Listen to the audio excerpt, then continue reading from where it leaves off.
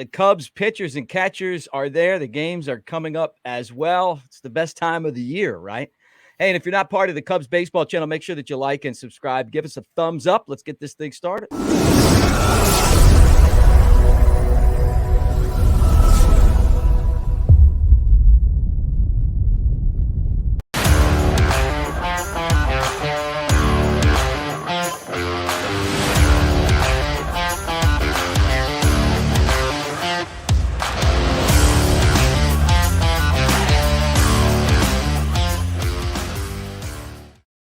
What do you say, everybody, with Tony Andracki? I'm Mick Gillispie. Good to see you, man. How you been?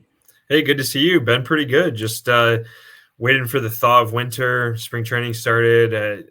You said it, the best time of year. So just looking forward to everything coming now. Yeah, it's exciting. I mean, when you get an opportunity to hear the ball whizzing through the air and the snap of the leather with the ball hitting the glove. Somebody said on the channel, they say, I can smell the green grass. And I know that smell too. I mean, this is really a fun time of year. And for the Cubs, new manager, Craig Counsell, kind of feels like a new energy around the team. But it doesn't feel like this roster's totally built yet. So I guess let's just start it with the $1 million question. Is Cody Bellinger going to be a Cub? Yeah, I think that's the maybe $200 million question, or 160 or 180 or 120, or I don't know, whatever the number is that's the question, or the answer to the question is, what does that contract look like? I still find it hard to believe that he would go anywhere else. That being said, my confidence in him returning to the Cubs kind of wanes with each day. It is February 15th here that we're talking, and kind of each day that's come, spring training has started, pitchers and catchers have reported. Almost every position player for the Cubs is already reported as well to Arizona. So it feels weird a little bit that a guy like Bellinger might be a huge part of this team, was a huge part of last year's team, and still isn't signed here or anywhere else. So I don't know. I don't know the answer. I do still feel like he makes the most sense for the Cubs. I do feel like the Cubs are the one team in baseball that makes the most sense for Bellinger, like in terms of needing him the most and being willing to come close to meeting his contract demands, whatever it is they may be specifically. So I still feel like there's a pairing there. There's a marriage there. Don't know when that happens. My kind of joking prediction internally with some of my colleagues is February 23rd, just like the day of the Cubs' first game. Bellinger signs, walks in like Dexter Fowler did a few years ago. I do feel a little less confident in that now as time has moved on, but I don't know. I just don't know where else he would go. I don't know what kind of contract. I don't know what other team would pay him the type of contract he's looking for, if not the Cubs. Yeah, that's the question I have as well. And it's him and three other Scott Boras clients who are wanting these big time contracts. And I don't feel like the market is the same than it was a couple of years ago because of the television revenue from linear TV, which is dying out. And a lot of those big contracts, when they got huge, was based on those. So it almost feels like they're still holding out for money that's just not available anymore. Yeah, and I mean, we've heard from the Mariners, Twins, Rangers. I think those are the three teams that have said, or at least been rumored to be unsure of what their budget looks like this winter, specifically because of their TV rights deals. We know the whole Diamond Sports thing, is out there with a bunch of MLB teams. So I don't know enough about it personally to be able to say that it is causing any sort of change in terms of expectations of players getting contracts now versus a few years ago before cord cutting. I don't know. I don't know how those correlate, or if there is a direct correlation there. I would guess that there probably is. I think that makes business sense for sure. But yeah, I don't know. I mean, I think it's definitely a Boras thing. As you mentioned, his top four clients are still out there, as everybody now is reported to spring training, and Matt Chapman, Blake Snell, Jordan Montgomery as well. I think though it means more for pitchers, like getting Snell and Montgomery built up to start opening day or even start in the first week of the season. I mean, those guys got to really report soon. So I feel like there's more of a clock there. But in terms of Chapman or Bellinger, and especially if you're talking about Bellinger coming back to the Cubs, a team that he's already familiar with and knows basically everybody now except the manager and bench coach and one or two other changes on the coaching staff, I think it would be a more seamless transition for him. That being said, like these guys still have to report at some point to be able to not feel like they're playing catch up all spring in order to get ready for opening day. But it's clearly a Bohr strategy. I mean, he's done this before. He did this in baseball, did this in general with Bryce Harper and Manny Machado a few years ago. Like they went all the way into mid-February, late February, or was it even March before they signed? Like I can't remember exactly, but it was nuts how late those guys went. So I don't like it personally as a fan. I wish that by at least the end of January, if not even by the end of the calendar year in December, that like all the signings would be done and MLB free agency would more closely mirror what NFL and NBA, NHL free agency, what that would be like, where the first few days are really exciting and thrilling, like the trade deadline is for Major League Baseball. I wish it would be something like that, and there might be a deadline in place versus this drag it all the way out into God knows when. Yeah, right. And I don't hear many other teams that are rumored to be interested in Bellinger. And maybe it's financial, but the Giants just signed former Cub Jorge Soler. Their roster's set. The Dodgers went out and did what they did. He's not going back to LA. Not that they even wanted him back. The Yankees got Juan Soto. They were kind of a team at the beginning of this, the offseason you would have thought would be interested. You talk about the Phillies, but then their GM comes out and says, nah, we're not doing anything else. Rangers are saying the same thing, and that would probably really apply more to Jordan Montgomery. But I'm just trying to figure out, is it Toronto? I mean, would they seriously spend $200 million on a player when they also have to worry about signing some of the young guys that they have in the near future and need those resources? Maybe the Angels, but I'm just trying to figure out where else he would go. Yeah, my prediction going into the offseason was the Giants. I felt like after missing on Correa and Judge the last couple of years that the Giants were going to try to make a big splash. I mean, they did that with the outfielder from Korea, Lee, pretty good guy, pretty good player. It seems like certainly an unknown, but a guy that they gave almost $100 million to play center field. So, yeah, I think that took them out of the equation right there. But the Blue Jays, it was like a $12 million contract or something to Kevin Kiermaier. They re-signed him to play center field. They just signed Justin Turner to be their DH. They have Vlad at first. I mean, there's no position right now for Bellinger. Maybe they can move Bellinger to a corner spot or move Kiermaier or whatever. But it does seem like you said that they're investing a lot of money in the position player group when maybe they need some pitching or they need to lock these guys up long term. And I don't think they want to let a star like Vladdy go. So if you get Bellinger, I mean, is it for 8 years? Is it for 6 years? I don't know. So to me, I feel like the Blue Jays are out of it. I feel like the Giants are out of it. Yankees are out of it. I mean, in addition to Soto, they also traded for Verdugo and Trent Grisham. So they already have 3 left-handed hitting outfielders. Anthony Rizzo's at first. Giancarlo Stanton's DHing. You know what I mean? So, like, there's no room there. To me, I guess it would say the Angels possibly, but they also just, let Shohei walk. I don't know what their direction is. Yeah. I don't know how Bellinger might help them. And then I always just feel like the Red Sox could be this like mystery team because I'm just stunned that they haven't done more. And I feel like they're going to be a mystery team for one of the Boris clients, whether it's Blake Snell or Montgomery or Bellinger. And I can't say exactly like they need him on the team or it'd be a great fit, but it just seems weird to me that the Red Sox haven't spent much. And even after trading away Mookie Betts, like they haven't been this powerhouse big market team like we're used to from the Red Sox. So I wouldn't be surprised if they like swooped in at the 11th hour, but that's more of me trying to like force a fit somewhere else other than like with the Cubs that just feels so natural. So I don't know. I don't know how this all plays out. Maybe it just comes down to Bellinger being like, all right, we'll take whatever the Cubs offer is. But right now he's just sitting on trying to get the most money that he possibly can and trying to see if there's another team that will leverage it.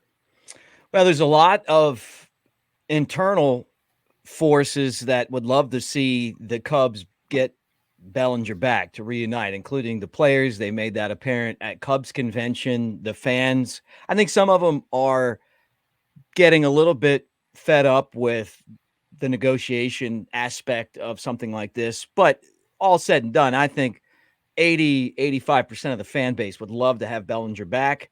I think if he came back, everyone would be happy, right? He'd Yeah. be he'd be the face of the franchise for the Cubs for however long that contract was. And that makes this one a little bit different than a lot of other free agencies, just because so many people, whether it's the team or the fans, would like to have Bellinger back. And I'm sure he's probably dealing with that same those same pulls from his former teammates and his family.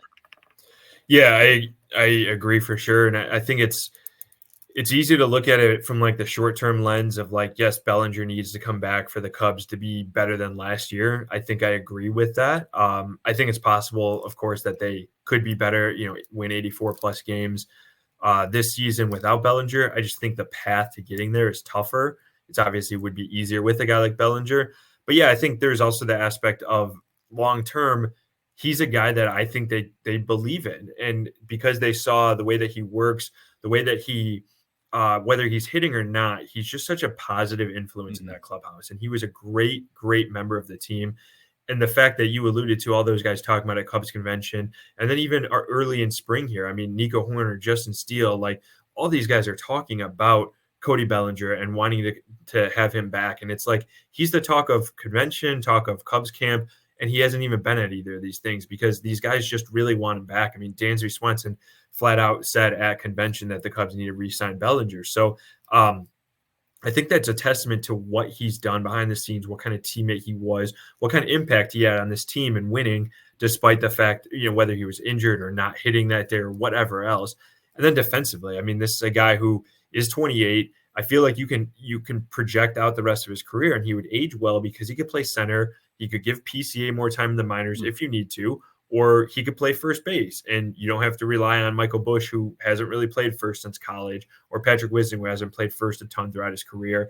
And then DH is an option too. I mean, as he maybe continues to age throughout his career, has any other health issues. So I feel like his ability to play all these positions, or maybe even right field, if Seiya goes down with an injury, Bellinger won a Gold Glove playing a lot of right field. So like, it makes a lot of sense. The versatility, the fact that the Cubs need lefty power in their lineup, long-term and short-term, it just makes a lot of sense. I think that the fans and players are all kind of united in this. So it just still seems weird to me, the thought of like, if the Cubs don't re-sign Bellinger, like the level of disappointment. I'd be curious to see what the fans think about it from that end.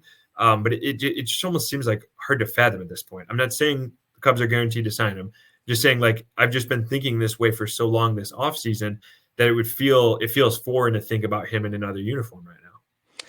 Yeah, look, I'm with you. And I also feel like the Cubs are going to sign him. I just think that this is one of those negotiations where they're not going to overpay. And I think that it's because they can't afford to overpay, just because there's so many question marks in the economy and the market right now with linear TV, and transitioning over to more of a digital market and, everything that goes along with that. Plus the question marks that have to go with him as well. One good year, 2 bad years, what's his health status going to be, and is he going to hold up for 8 years? What's he going to look like in 7 years and 6 years? I mean, the contracts, and I guess this kind of even switches to the next thing I wanted to talk about was thoughts on the Cubs offseason. Me personally, I look at the contracts that Jed and Carter put together, and I think they did a really good job. Look, they got a great manager, maybe the best in baseball, someone that will be able to help transition players like Hollywood Pete Crow Armstrong to the big leagues and other guys like him, right? And Craig Counsell. But then I love the Imanaga contract. I love contracts with incentives that are not just good for the player, but are good for the team. Yeah, I agree. I think the Imanaga contract's super interesting. Like, could be a shorter term deal, 2 years. It could be longer term, 4+ years. So that'll be fascinating to see how that plays out. He seems like a really interesting guy, like both personality wise and the potential for what he could be on the field. He could be a really, really good pitcher. He could be maybe a mid to late rotation guy. Like, we're not really sure. But deception seems to be a big part of his game. He's the pitching philosopher to go along with the pitching professor that the Cubs already have. But how does he adjust to the American game? How does he adjust to pitching every 5 days versus every 6 days or once a week like he did in Japan? I don't know. There's a lot of questions there from Imanaga, but he seems to me a very cerebral guy that if anybody can handle the adjustment, my initial impression is that he would be able to handle it. And I think the Cubs agree with that. So that seems like a good signing. Hector Neris, I think, looks like a great signing as well. The Cubs needed somebody like that. And when you look at all the other deals around, like one of the things that my colleague Andy Martinez and I have been saying since the Neris signing is, like, David Robertson is making like $2 million more than Neris. He's like 4 or 5 years older, has a richer injury history than Neris does. So the Cubs almost got a bargain here for Neris, basically, and for $9 million. Like, it's pretty crazy the way that they went about doing this. So I agree with you. I like the contracts that they've handed out. I feel like my grade or overall thought on the offseason is incomplete still because of the Bellinger stuff. And because I am still surprised that they haven't signed a lefty for the bullpen. Like, I feel like the reliever market has exploded this offseason, even at the trade deadline, more than what I thought it would. Mm-hmm. But I just feel like they would have added a lefty after going all last year without a lefty in the bullpen for the most part. And then, Drew Smyly's around as an option. I don't think they're going to have Jordan Wicks in the bullpen, but Smyly is an option. He's making $10.5 million this year with escalators in his contract.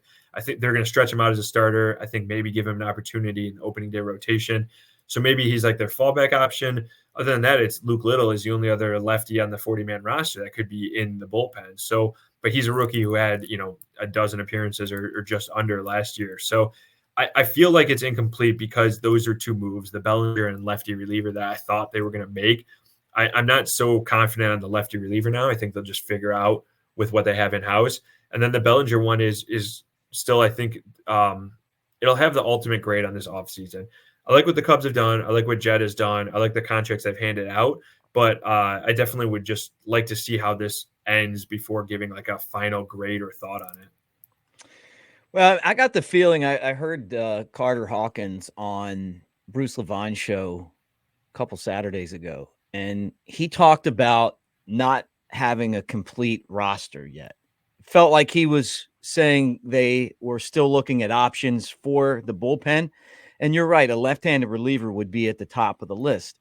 Luke Little has devastating stuff, but a lot of wild pitches. He's still learning. I mean, and who knows, maybe this offseason, knowing that he's got a shot to be, on the team from the beginning of the year is going to make a difference. But I wondered, like you're saying, like exactly what that looks like, what comes available. It almost feels like they're sitting back and waiting on what might come to make a move. And, and then look, they've done that in the past. Like where you kind of, as spring training goes on, they add guys. Yeah. No, I agree. And I think the whole Luke Little situation is interesting because, or just the bullpen is, I wonder if Craig Counsell had any impact on that too. Like maybe they had a certain thought and how they were going to handle the bullpen. Then Counsell becomes available. They hire Counsell, get rid of David Ross, and Counsell, who one of his strong suits is building a bullpen and utilizing a bullpen at his strength, in Milwaukee. That was one of the best things he's done. He might be the best in the game at it. Maybe he comes in and he's like, you know what, I really like this guy, or I really think Luke Little has a shot. Like, let's go with this. I'm not saying he said those things. I just wonder how much of Counsell's impact or thoughts impacted what the Cubs did this offseason in terms of adding to the bullpen. I do kind of still expect them to add somebody like the Carl Edwards Jr. in a minor league deal was a good move. I think there's a really strong chance he makes the opening day roster. I think their bullpen, though, especially if Edwards does make it, it doesn't have too many flexible parts. There's not too many optional guys to move up and down, especially when I'm not sure where Keegan Thompson or Hayden Wesneski or Javier Assad land either. So I don't fully know how this bullpen comes together. I do think, though, that Counsell is continuing to provide impact and feedback for what he has seen of these guys in division the last couple of years, and then continue to evaluate them out throughout spring. And we always see guys available on the waiver wire or on the scrap heap. Quick trades could be made, especially when it comes down to that setting that final 26-man roster right before the opening day. I think the Cubs can easily go out and get somebody on the cheap or, kind of a low investment to add to the bullpen if need be. And I anticipate that probably will happen at some point. I think it's a stronger chance this spring than maybe past springs. Going to be a lot of fun to watch this all progress. Talking with Tony Andracki from Marquee Sports Network. What are some of the position battles that you're looking forward to watching? And I'm going to tell you that on this channel, we previewed what third base might look like. We looked at first base. I'm going to do center field in the next couple of days. But there's other ones out there. You can hit those and then any other ones that you're looking forward to seeing. Yeah, I think, we talked about the bullpen. That's certainly interesting. I think the rotation is interesting too, because you got Imanaga, the new signing. You got Steele, your opening day starter. You have Hendricks, the stalwart in the rotation, and Tyone, who certainly will be in there. And then after that, who is it? Is it Jordan Wicks? Is it Drew Smiley? Is it Javier Assad? I don't think it's going to be Keegan Thompson. I think he's a reliever for the future, but maybe something could change. Is it Hayden Wisniewski? Is it Ben Brown? Is it Caleb Killian? I think there's a lot of options. I think Cade Horton will impact the rotation at some point this year. And I don't think that's even a bold take to say that either. Right. He's a strong pitching prospect there. So I think that'll be interesting, the fifth starter, or maybe even sixth starter, depending on how they play out. But really, I think it's third base and center field to me, because does Christopher Morel get time at third base? How does Counsell view Morel as a fielder? Or is he a DH only again on this roster? He might be. That might be his best position. I don't know for sure. And then if not Morel at third, assuming Cody Bellinger's not on the roster, which he isn't right now, Michael Bush is your first baseman. Patrick Wisdom is your backup at first and third. So then is it Nick Madrigal? How much does Miles Mastrobuoni play, if at all, at third to get another left-handed bat in there? Or is Madrigal more of like the everyday guy at third? I think those are the questions that I have early in spring here. And then center field is just PCA, right? Like, again, without Bellinger, like, is PCA ready opening day? Do the Cubs feel like he's ready? If he is ready, does he play all the time? If he's not ready, is it Mike Tauchman? Is it Alexander Canario? Or does Canario start in the minor leagues to start as well? Like, I don't know the answer to these questions right now, but I think they're definitely fascinating. And I think PCA is going to be up this year and spend a bunch of time, maybe even the majority of the season, roaming center field at Wrigley. I just don't know if it happens from day one.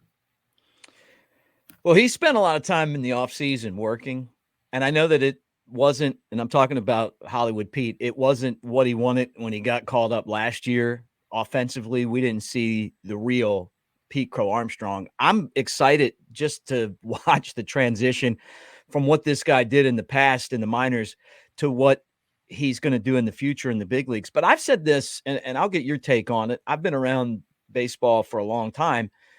The minor leagues have been watered down, and that makes the jump from AAA to the big leagues a lot tougher now than I feel like it used to be. And I feel like it used to be AA, single to AA was a really big jump, and you would kind of weed a lot of guys out of the funnel. Now it feels like going from AAA to the big leagues has become just an absolute giant leap, and guys struggle because of that. And maybe I'm wrong, but that's just kind of my take on it. How do you feel these guys are going to be able to do the Canarios and the Pete Crow Armstrongs and the Cade Hortons and the Ben Browns making that adjustment? And do you think that having Craig Counsell is going to make a difference? Yeah, so I'll answer the earlier part first. I feel like actually there's certainly like an element of like watered down minor leagues, but I feel like we've seen younger guys with less minor league experience succeed in the majors more often recently. Like I think of Ronald Acuna from day one, or even in the most recent example, Evan Carter came up around the same time PCA did, 21 years old, same age, roamed center field, played well, was hitting three for the team that won the World Series. You know what I mean? Like he was incredible. And I think Evan Carter was like this perfect path that a lot of Cubs fans, or maybe even the Cubs, thought of PCA, PCA could go on. Didn't work out that way, but that's because it's not linear for everybody. I mean, for every guy like that, or like Ronald Acuna, I mean, there are guys like Kyle Schwarber who came up and went back down, or Ian Happ, or Javier Baez, who didn't make an opening day roster for a couple of years in a row before becoming like the guy that we saw in 2016 and beyond, and MVP candidate. So everybody's path's a little bit different. I don't know for sure how these guys will be under Counsell, but I do think that that's something that I am going to be watching, because I think it's not necessarily maybe a knock on David Ross, but I think he leaned a little too heavily on veterans. And I think that's something that was talked about a lot of him. And I agreed with him, especially last year, that you ride with the guys that got you there, because I think that made a lot of sense. I think he was also taking that feedback from the players and from a lot of guys in the clubhouse. That's like, hey, I like hitting in this spot in the lineup, or I like when things are consistent. I like when I come into the ballpark knowing where I'm going to be. I think he was trying to take that feedback and apply it. But I do think that there needs to be a mixture of both, of the veteran guys and of letting the young guys take it, get a strong opportunity and run with it. And I think that's something that Ross didn't always do a ton. I think he put a lot more emphasis on being a veteran, on a guy who had experience versus a guy who didn't. And I'm not saying PCA or Canario should have started down the stretch, because I don't think that they should have. But I wonder if that'll just be different from day one. Like if Christopher Morel maybe should have been on the big league roster or not to start last year, how things would have changed, I don't know. And again, his position is the big thing with him. Right. So I think it's all of that. It's maybe a guy like Luke Little, trusting him in the bullpen versus trusting a veteran.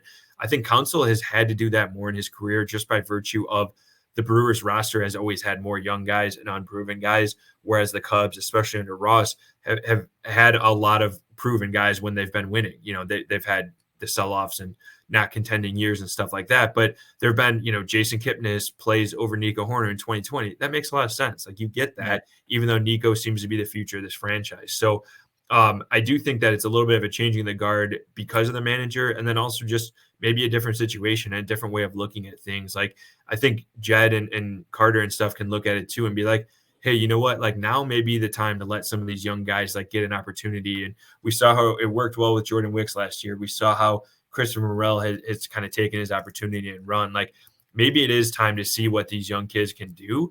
And that's especially true, I think, if Bellinger doesn't resign. Like, now more than ever, it's time to like give these young guys an opportunity because they're the future. Yeah, I mean, those are great points. And I guess to me, the biggest, how do I put this? The biggest hurdle that I feel like Craig Counsell is going to have to overcome early is winning over winning over the clubhouse, winning over the front office, winning over the coaches, because I've never seen a situation, and I got a real good feel of this at winter meetings, where people all respect and like Craig Counsell. They just don't know him that well. I mean, he's still learning everyone's name. I mean, he said that in the press conference yesterday. David Ross was a very popular figure. People really liked him. And it wasn't like Mike Quaddy. It wasn't like Dale Swaim. It wasn't like Lou Piniella. It wasn't like any of these other managers that I've seen. Dusty Baker was around for that, where they left. Every time someone left, even Joe Madden, you've kind of had that feeling like, hey, it's time for this guy to leave. And, this one, it kind of felt like it was a surprise. People really like David Ross. I get exactly why they made the move, but I feel like some wins early might be good for Craig Counsell. Do you feel like that's a fair statement? Yeah, I think it is a totally fair statement, because I think it's the human aspect of it all. It's, if you look at it on paper, you're like, okay, 5 years for Craig Counsell, like, it's the long game for him, for the team, whatever.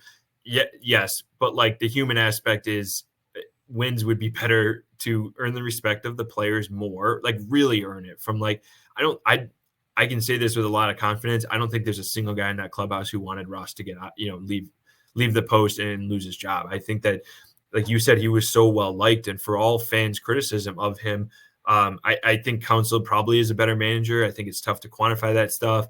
I just trust the people in the industry who think that Counsell might be the best manager in the game. So I can rely on that. And the fact that he's, always made the most of his rosters in Milwaukee, but now doing it here on a brand new team with a roster that is by and large the same roster that Ross got buy-in from all last year when they were 10 games under 500 and brought them back from the brink, or to the brink of playoff contention.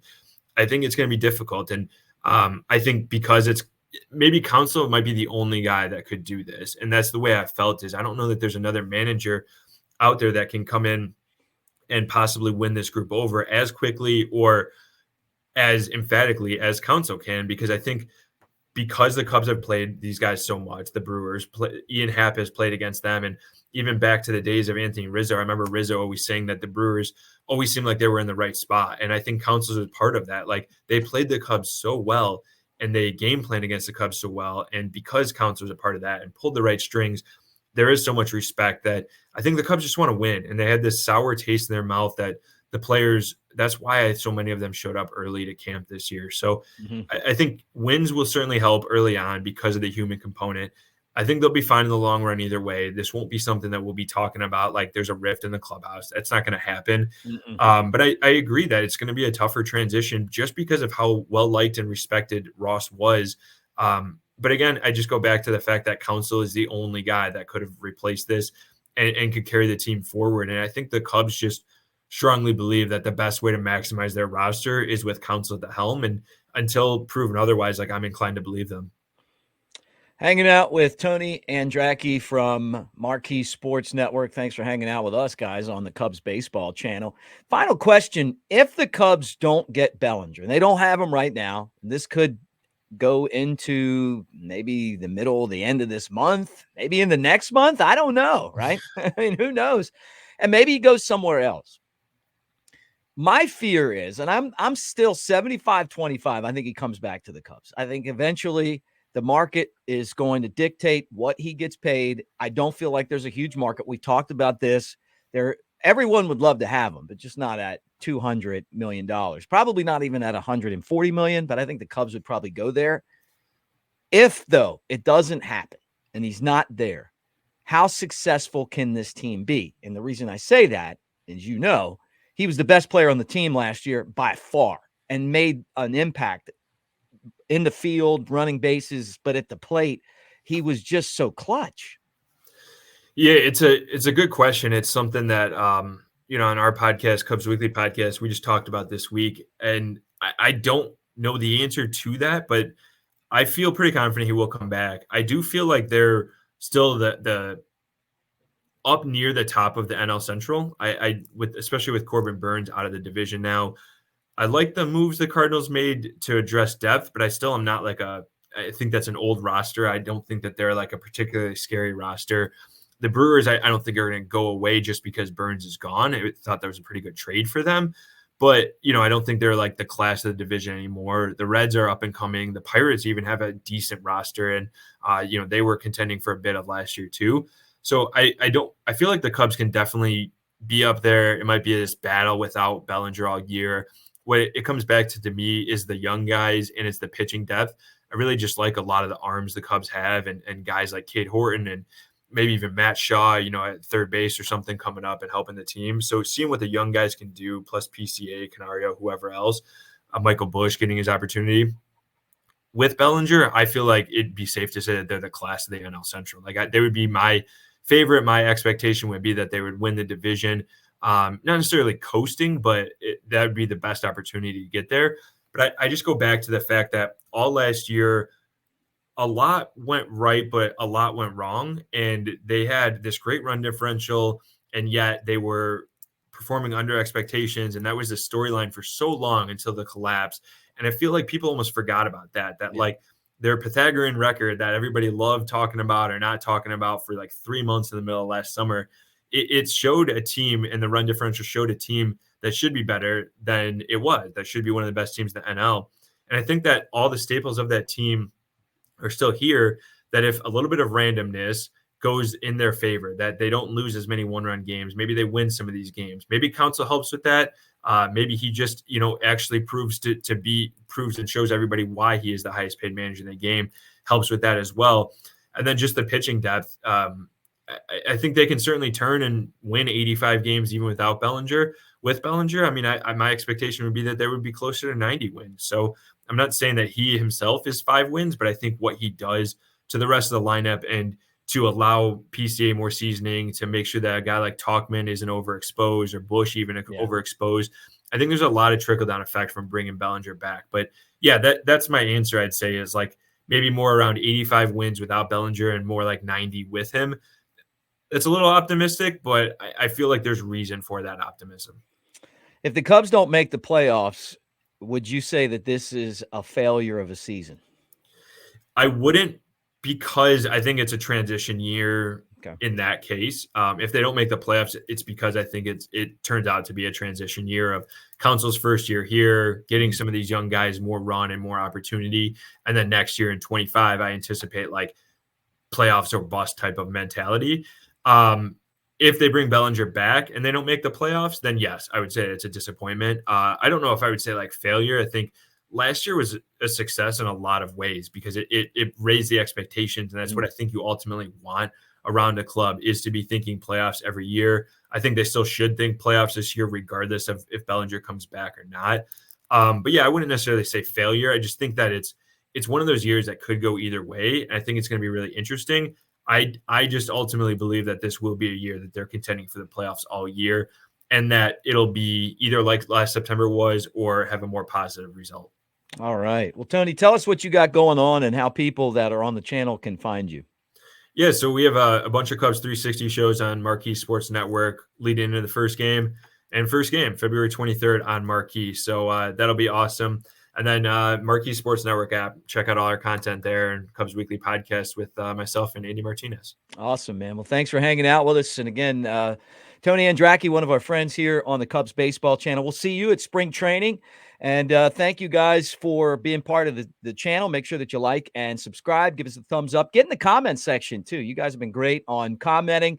And I'd love to hear what your take is on our conversation. We'll be back tomorrow unless something breaks. Hey, if Bellinger signs, come right back here, and we'll have it for you on the Cubs baseball channel.